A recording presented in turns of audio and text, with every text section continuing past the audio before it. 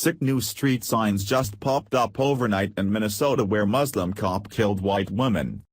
Over 1 week ago, a Somali Muslim police officer named Mohammed Nur shot and killed Justine Damon, an unarmed white woman.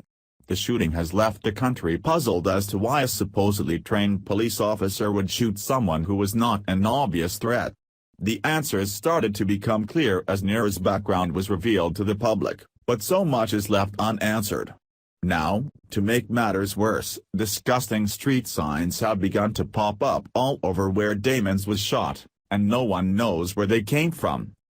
The shooting death of Justine Damon has rocked the world and the mainstream is doing its best to cover it up.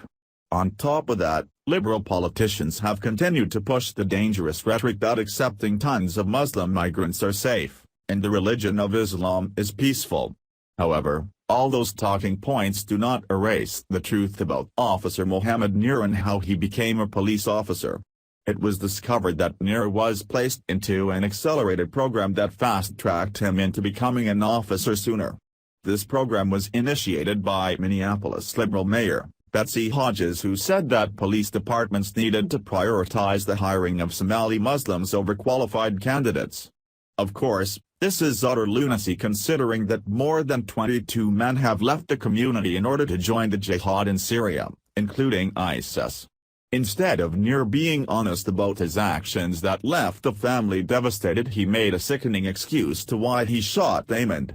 Nur stated that the reason he shot Damon was that he was startled by a loud noise outside the car. In response to that disgusting admission, these signs have begun to pop up all over the area where Damon was shot. These signs make sense, but a better sign would be if they pointed out that diversity hiring is what killed Damon instead. Here is more from news.com.o. Bizarre, fake street signs have begun popping up around Minneapolis near where Justine Damon was killed, but their origin is a mystery. The sign features a silhouette of a police officer holding a gun in his hands, shooting in both directions. It states, "Warning, Twin Cities police easily startled." Social media users have begun posting sightings of the signs in Minneapolis and neighboring city St. Paul on platforms including Reddit. The signs refer to a statement from the Bureau of Criminal Apprehension, BCA, which said police officer Mohammed Nur's partner Matthew Harity heard a loud noise before she was shot dead. Corey Schmidt, a spokesperson for the Minneapolis Police Department, told the Star-Tribune he had seen a Facebook post about the St. Paul sign but was unaware of the Minneapolis sign.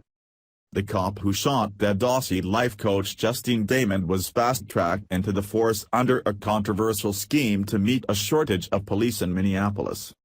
Mohammed Nur, who mistakenly killed Miss Damon on July 15 after she called 911 to help a woman she believed was being attacked behind her home, studied for just 8 months before he started field training. While other police study a 2-year degree in criminal justice before commencing field training, Nur, 31, was placed in an accelerated program because he already had a business degree.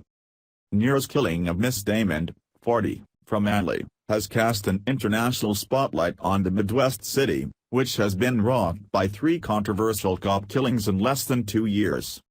Police Chief Janie Harda was ousted last week after the city lost faith in her leadership, and authorities have been dogged by questions about the qualifications and preparedness of Nur, an officer for 2 years, and Officer Matthew Harity, 26, who was driving their squad car and had been in the force for just a year.